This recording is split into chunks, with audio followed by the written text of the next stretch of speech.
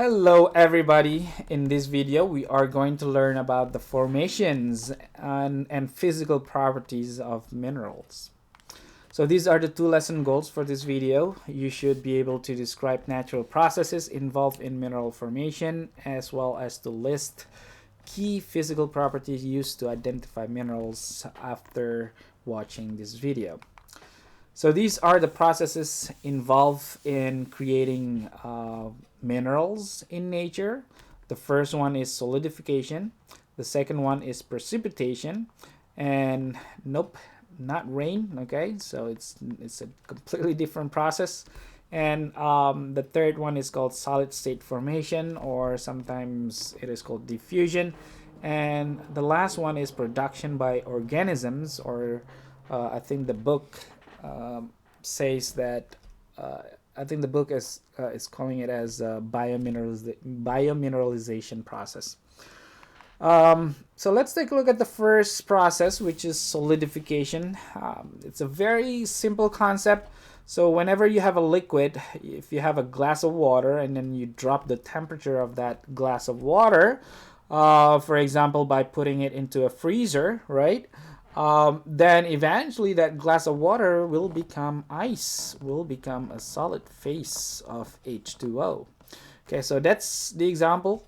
Basically just freezing the liquid, and that's what happened as well during a cold winter day when we have snow crystals in our windshield or icicles in our pipes. Okay. But in geology, whenever we think about solidification, one of the most common process for solidifications involves the cooling of magma or lava. Remember that magma and lava, here in this example here, these materials are coming from the deeper part of the earth, which is a pretty hot place, you know. So when this magma or lava comes to the surface of the earth, okay, they will experience a drop in temperature. And as a result, this magma or lava, they will start to crystallize. They will start to solidify and eventually become something that we call as igneous rocks. And igneous rocks are just types of rocks consists of aggregates of minerals such as olivine, quartz, or feldspar. Okay, so that's a process of solidification. And the next process is called precipitation. Okay, so precipitation occurs when liquid solution is saturated with dissolved ions. And then as a result, new minerals will form when those liquid solutions have become very, very saturated with those ions. So here is a nice example of precipitation occurs in a cave where we have the formation of stalactite and stalagmite here. Okay, so these stalactites and stalagmites that we see in these caves, they are result of precipitation of groundwater that have interacted with the bedrocks. The local bedrocks are, and those local bedrocks are probably carbonate rocks, okay, that have been dissolved. Okay, so when those groundwater becomes saturated with carbonate atoms, then those carbonates will start to precipitate out of those groundwater, creating this nice, beautiful stalactite and stalagmites that we typically see in a cave like this. All right, next, the second example for precipitation happens in Dead Sea, for example. Okay, so Dead Sea, in this water here, the water that we see here, it actually has a very high content of salt. Okay, so it is saturated with salt. Okay, so a combination of high content of salt with high evaporation in this region, then it will start to produce deposits, salt deposits in Dead Sea. Okay, so that is a nice example of precipitation. The third one is diffusion. Diffusion occurs in a solid state, and it involves high pressure and high temperature, And later, I think next week we're going to talk about a certain process that involves high pressure and high temperature, which is called metamorphisms. Okay, so metamorphisms typically has high pressure and high temperature, or one of them.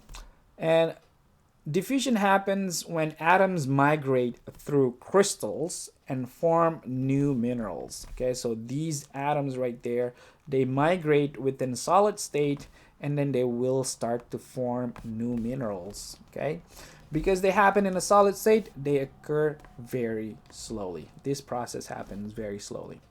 All right, the next one is called biomineralization, which is the last process that we're going to talk about in this video.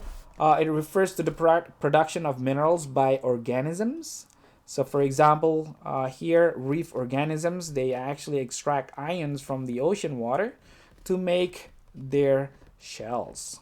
And in this case, we have calcium carbonate shell.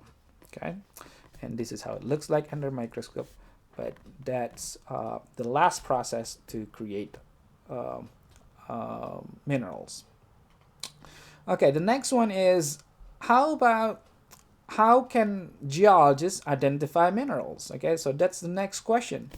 Because there are 4,000, more than 4,000 mineral species on Earth. Unless you're a Superman, it's very hard to actually memorize those 4,000 mineral species. So we can use several characteristics of minerals to tell them apart. Okay, so we can use the physical properties, the macroscopic physical properties of a mineral, or we can also put them into, under a microscope like this, slice it very thinly, and then put it under a microscope and to see the physical properties, the microscopic physical properties, or we can do some other fancy analysis to it by using some chemical analysis or X-ray diffraction to determine the crystallography of the minerals. Okay.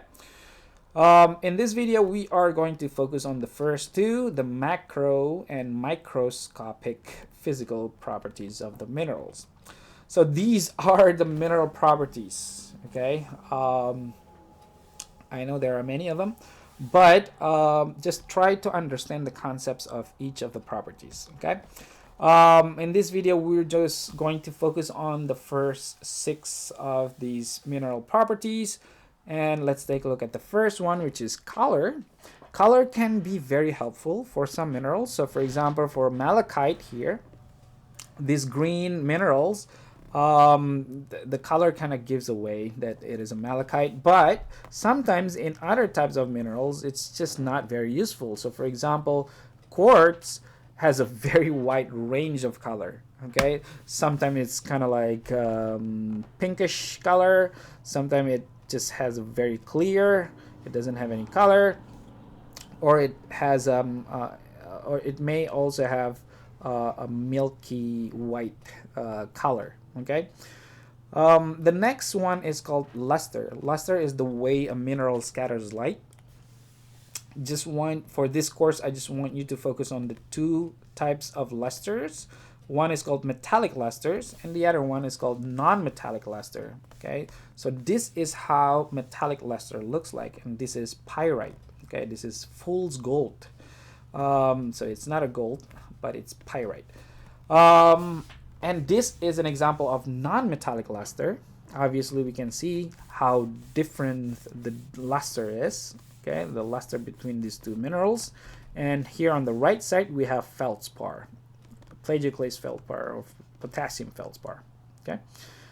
The next property is the hardness, the mineral hardness. And in order to determine the hardness of a mineral, we use a standard scale called the Mohs hardness scale.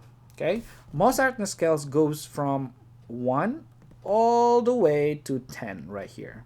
But notice that the actual strength of, or the actual number of this Mohs scale is actually not linear.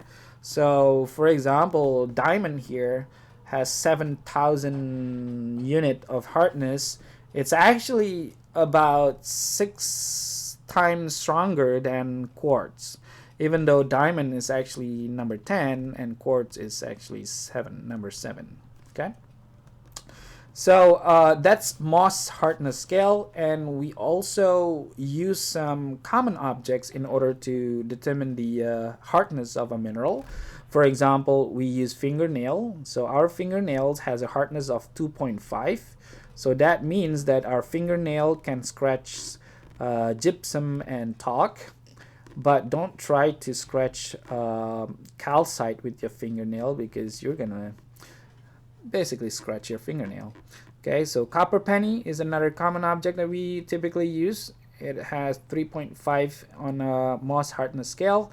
Steel knife or glass have 5.5. Steel file has 6.5. Okay, and diamond is the strongest mineral that we have on Earth. So hardness is basically the relative ability to resist scratching, and it represents the strength of a mineral, and the strength of mineral is a reflection of the strength of the atomic bonds, something that we already discussed in the previous video. Next, we're going to talk about cleavage now. Cleavage is the way a mineral breaks along its weak atomic bond. So every mineral has its own weakness. Okay, so for example, halite breaks into cubes. Okay, we also have seen this example in the previous video. The reason for that is because halite has a 90-degree cleavage and 3-directional 90-degree cleavage like this. Okay, and some other minerals such as amphibole, for example, it has 60-degree and 120 degrees 2-directional cleavage. Okay, here this is a unique one. This is a mica. A mica is typically characterized by a weak bond in a horizontal direction, just like this. So those minerals looks like stacks of layers of minerals, and those in between those layers of minerals there's like a very very weak atomic bond. You can actually slice it open along those weak layers. This is how it looks like under microscope. I mean, sometimes you can see it on a hand sample, but and under microscope it becomes, much clearer. Okay, so for example, the cleavage of pyroxene here have a bit 90 degree of cleavage in 2 directions, and here for amphibole we have 60 degrees and about 120 degrees of cleavage. Okay, and again, this is how it looks like under microscope. It's a very nice example of minerals under microscope. Here you can see that there is one cleavage that are going this direction, and then there's another one that is going this direction for this one mineral right here. Okay, so this is probably amphibole with 120 degrees cleavage and 60 degrees cleavage on the other side. So let me just show you very quick what I mean by 60 and 120 degrees. So if we follow this line and then we make another line like this, so there are 2 directions of cleavage. This angle right there, that's probably about 120 degrees, and this angle on the other side here, that's probably about 60-degree angle. So that's what we call by 2-directional cleavage with 120 and 60 degrees angle between them. Another example is diopside. Here diopside has a nice 90 degrees. So this is 90 degrees angle at two directional planes. And then this is another example of amphibole, 120 and 60 degree under microscope. Yeah, so it's a very nice example of minerals under microscopes. I always love to see minerals under microscope. But anyway, this is the next properties, which is the fluorescence, and I just want to let you know that here in New Jersey, we actually have a Sterling Hill mine, which is not that far from Rutgers campus. Here, let's take a look at these rocks right here. This is before the UV light, and this is after the UV light. So this is under the UV light. Look at that, how beautiful these rocks are. And something that I would like to mention here is that these two minerals, franklinite and willemite, they're actually local to New Jersey. Okay, so they're only found in New Jersey. So yeah, if you do have time, go ahead and Google Sterling Hill Mine in New Jersey, and you will be able to see these beautiful minerals out there. Okay, so I think that's it that I would like to say in this video. Again, if you do have questions, let me know, and I'll see you again in the next video. Bye bye.